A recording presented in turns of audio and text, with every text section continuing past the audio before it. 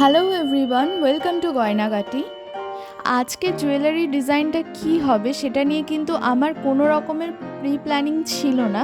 আমি just jewellery বানানো start করি, প্রসেসিং চলতে থাকে অ্যান্ড তারপরে চলতেই থাকে। তো যেটা আমি করছি, সবার প্রথমে একটা রাউন্ড শেপ ড্র করে নিয়েছি। আমি এটাকে পেন্সিল কম্পাসের সাহায্যে করেছি, আপনারা চাইলে অন্য যে কোনো গোল কিছুর সাহায্যে করতে পারেন। এবারে আমি শেপটাকে কেটে নিচ্ছি। এখন আমি একটা স্কেল ইউজ করছি। কেন্দ্রবিন্দু বা একদম মিডিল বরাবর আমি এটাকে ভাগ করছি না, আমি কেন্দ্রবিন্দু থেকে বেশ কিছুটা ওপরে স্কেলটাকে রেখে একটা লাইন ড্র করে নিয়েছি। এবারে এটাকে আমি কাট করে নিচ্ছি। এবারে চলে যাচ্ছি পরবর্তী প্রসেসে। আমি এখানে ফেভিক্রিলের ফেব্রিক গ্লু ইউজ করছি আর নিয়েছি একটা সুতির কাপড়। কাপড়ের ওপরে আমি প্রথমে কিছুটা আঠা অ্যাপ্লাই করে নিলাম এবং সেটাকে আঙুলের সাহায্যে স্প্রেড করে নিলাম। এবারে যে বেসটাকে আমি কেটেছিলাম সেটাকে এর সাথে অ্যাটাচ করে দিচ্ছি।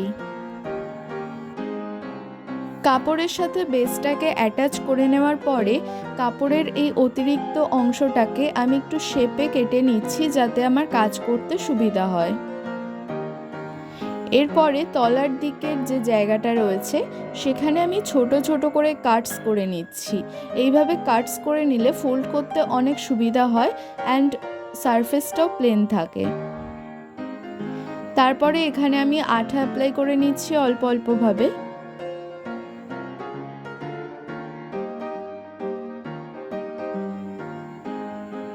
এখন এগুলোকে এক এক করে ভালোভাবে ফোল্ড করে নিচ্ছি।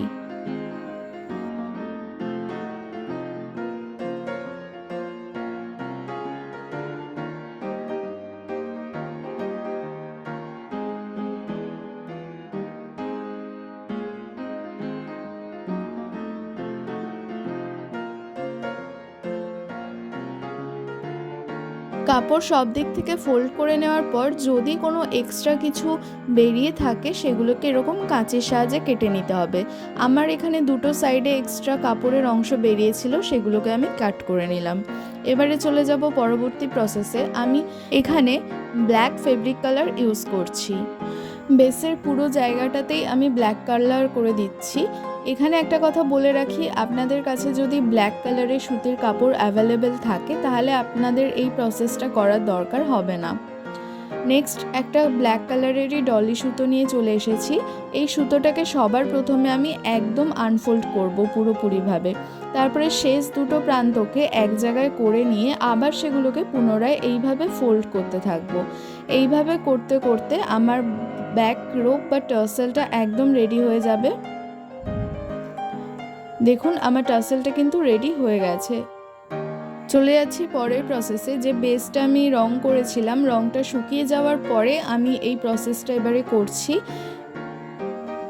যে টার্সেলটা আমি বানিয়েছি এবার এটাকে অ্যাটাচ করতে হবে, তার জন্য আমি ব্যাক সাইডে আঠা অ্যাপ্লাই করলাম একটু ধারের দিকটায়।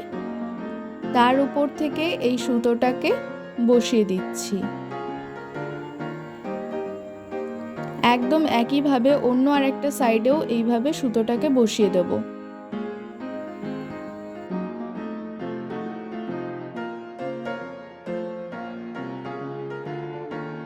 এইগুলোর ওপর থেকেও একটু করে আঠা অ্যাপ্লাই করে নিচ্ছি, আরও সিকিউর হবে। এবারে পুরো যে জায়গাটা রয়েছে পুরো জায়গাটাতেই আমি অল্প অল্প করে আঠা অ্যাপ্লাই করে নিচ্ছি। আর আঠাটা অ্যাপ্লাই করে নেওয়ার পরে আঙুলের সাহায্যে স্প্রেডও করে নেব। একই মাপে আমি আগে থেকেই একটা কাপড় কেটে রেখেছিলাম, সেটাকে এবারে এর ওপর থেকে আমি বসিয়ে দেব যাতে ফিনিশিংটা খুব ভালো আসে অ্যান্ড সিকিউর হয় খুব ভালোভাবে।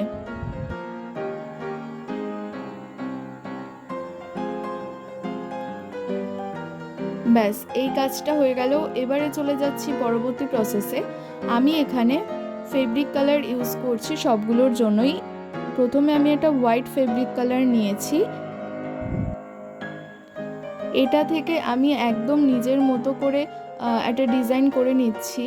আর একটা কথা যেটা আমি সব ভিডিওতেই বলে থাকি, আমি কিন্তু রং তুলি সম্পর্কে একদমই এক্সপার্ট নই। ভালো ডিজাইন আমি বানাতে পারি না, কিন্তু বেসিক কিছু জিনিস আমি চেষ্টা করি যেগুলো আমি পারি। এবং আমার বিশ্বাস আমার মতো যদি আরও কেউ থেকে থাকে যে রং তুলিকে ভয় পায় বা আমার মতোই খুব একটা ভালো ডিজাইন তৈরি করতে পারবে না, সে কিন্তু এই ডিজাইনগুলো অনায়াসে করে নিতে পারবে এবং এগুলো কিন্তু দেখতেও বেশ ভালোই লাগে। তো প্রথমে আমি একটা দুটো বক্ররেখা মতো টেনে তার ওপর থেকে এরকম সিম্পল পাতা পাতা মতো এঁকে নিচ্ছি।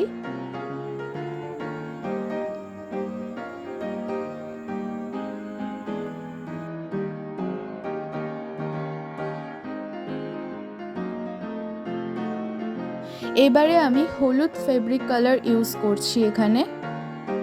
সবকটা পাতায় কিন্তু আমি এই রঙটা দিচ্ছি না, একটু দূরে দূরে কয়েকটা পাতায় এই রঙটা দিচ্ছি, বাকি জায়গাগুলো রেখে দিচ্ছি, সেগুলোতে অন্য কালার ইউজ করব।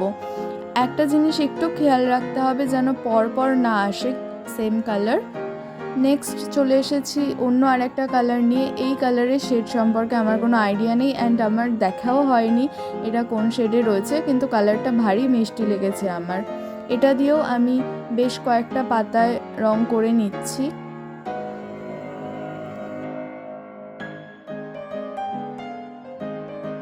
এর পরের কালারটা চুজ করতে আমার ভীষণ বড় একটা ভুল হয়ে গেছিলো। আমি সবুজ রঙটা চুজ করেছিলাম, কিন্তু এটা অ্যাপ্লাই করার পরে দেখছি ব্ল্যাকের সাথে এই রঙটা যেন মিশে যাচ্ছে, খুব একটা ভালো ফুটছে না। প্রথমেই বললাম রং তুলি সম্পর্কে আমার একদমই ভালো আইডিয়া নেই, তাই এই ভুলটা করলাম। এবং যদি আপনারা আমার ভিডিও দেখে থাকেন তাহলে আমি চাইবো যে আমার এই ভুল থেকে আপনারাও ঠিকটা জেনে যান। সেই জন্য আমি কিন্তু এডিটিংয়ে এটাকে বাদ দিয়ে দিইনি, যে ভুলটা আমি করেছি সেটাও আপনাদের সাথে শেয়ার করলাম। তারপরে অরেঞ্জ কালারটা নিয়েছিলাম এবং গ্রিন কালার যেটা আমি করেছিলাম তার উপরে অরেঞ্জ কালারটা দিয়ে দিলাম, যাতে করে গ্রিনটা ঢেকে যায় এবং কালারটাও ফোটে। তো বাকি কিছু জায়গাতে আমি অরেঞ্জ কালার করে নিলাম এবং কিছু কিছু জায়গায় সাদা কালারটাই রেখে দিয়েছিলাম। এবারে এই যে ব্যাক রোব বা টাসেলটা রয়েছে এটার কাজ করে নেব। যে জয়েন্ট করা ছিল সেই জায়গাটা আমি কেটে দুভাগ করে নিচ্ছি। আর এখানে আমি ইউজ করব দুটো হোয়াইট কালারের কটন বল। শেষ যে প্রান্তগুলো রয়েছে সেখানটায় সামান্য একটু আঠা অ্যাপ্লাই করে মুখটাকে এভাবে পেঁচাতে থাকবো যাতে একটু ছুচালো হয়ে যায়। তারপর তার মধ্যে থেকে এই হোয়াইট কটন বলটাকে আমি ইন করিয়ে নিচ্ছি। এই প্রসেসে করলে খুবই সহজে কিন্তু কটন বলগুলো এর মধ্যে থেকে চলে আসে।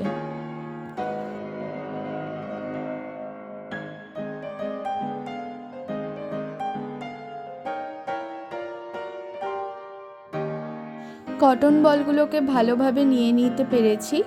এবারে এই যে দুটো প্রান্ত রয়েছে ছুচালো হয়েছিল এগুলোকে আমি কেটে বাদ দিয়ে দেব, কারণ শুকিয়ে যাওয়ার পরে কিন্তু এগুলো সত্যিই ছুচালো হয়ে যায়। যখন আপনি ইউজ করবেন এটা তখন কিন্তু ঘাড়ে বা পিঠে একটু লাগতে পারে, সেই জন্য ওইগুলোকে কেটে বাদ দিয়ে দেওয়াই ভালো। এবারে আমি একটা করে ফাঁস দিয়ে নিচ্ছি। এটা চাইলে দিতেও পারেন, চাইলে নাও দিতে পারেন, কোনো ব্যাপার না, তবে আমি পছন্দ করি এভাবে ফাঁস দিয়ে রাখাটা। দুটো সাইডেই আমি একই প্রসেস ফলো করে একটা করে ফাঁস দিয়ে নিচ্ছি।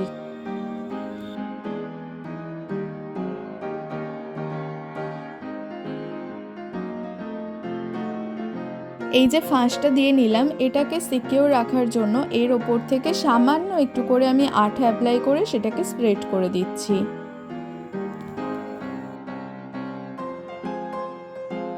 তো ব্যাস আমার এই গলার হারটা কিন্তু একদম রেডি হয়ে গেছে। এবারে চলে যাব কানের দুল বানানোর প্রসেসে।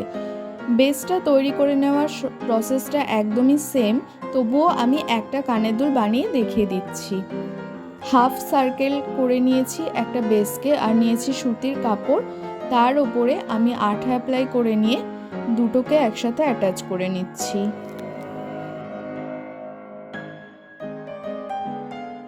কাপড়ের অতিরিক্ত যে অংশগুলো রয়েছে সেগুলোকে আমি কেটে নেব এবং তারপরে এই ভাবে ছোট ছোট করে কাটস করে নেব যাতে আমার ফোল্ড করতে সুবিধা হয়।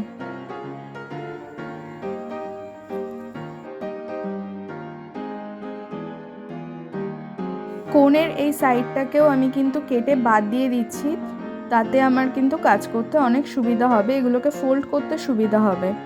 এবারে এখানে আমি আঠা অ্যাপ্লাই করে নিচ্ছি, এটাকে এবারে ফোল্ড করে দিচ্ছি। নিচের ছোট কার্ডসগুলোর ক্ষেত্রেও তাই এক এক করে আমি আঠা অ্যাপ্লাই করছি এবং এগুলোকে ফোল্ড করে নিচ্ছি।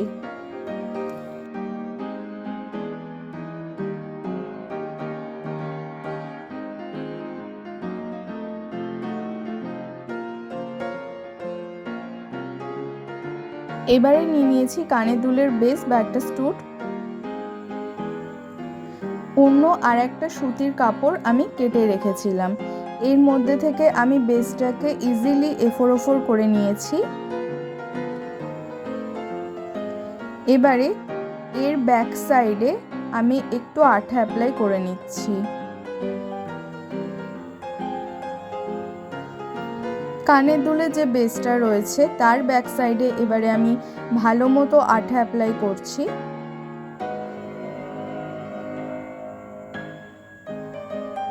আঙুলের সাহায্যে আঠাটাকে সব জায়গায় স্প্রেড করে দিচ্ছি। এবারে যে কাপড়টা আমি রেডি করে রেখেছিলাম সেটাকে ঠিকঠাক জায়গা মতো বুঝে এখানে প্লেস করে দিলাম।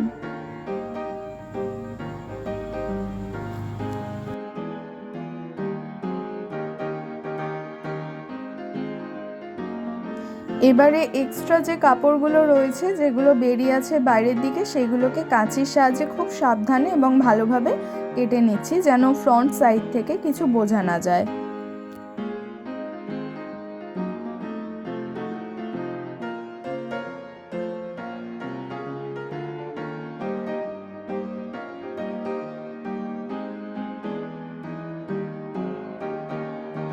একই প্রসেস ফলো করে আমি আরও একটা কানের দুলের বেস রেডি করে নিয়েছি। এবারে পালা কালার করার।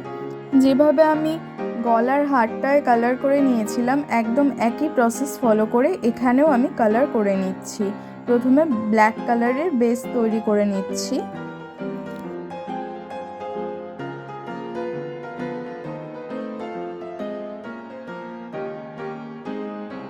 এটা শুকিয়ে যাওয়ার পরে হোয়াইট কালার দিয়ে এরকম ডালপালা এবং পাতা ড্র করে নিচ্ছি।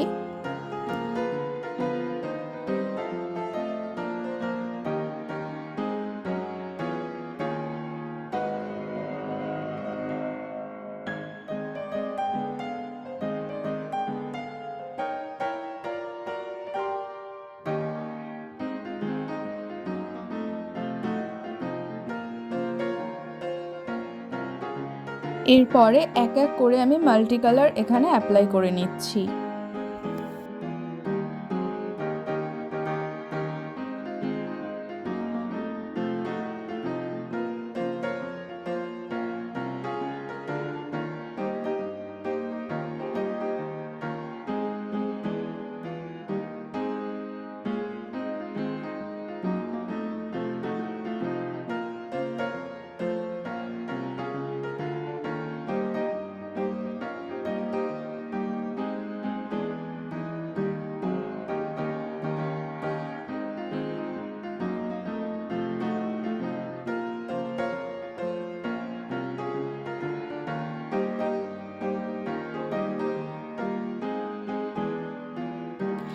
সমস্ত রঙগুলো অ্যাপ্লাই করে নেওয়ার পর ভালোভাবে শুকিয়ে নিয়েছি অ্যান্ড আমার আজকের এই জুয়েলারিটা কিন্তু একদম রেডি হয়ে গেছে ইউজ করার জন্য। আজকের এই ভিডিওটা আপনাদের কেমন লাগলো আমাকে কিন্তু কমেন্ট করে জানাবেন, ভালো লাগলে একটা লাইক করে দেবেন। Stay safe, be creative.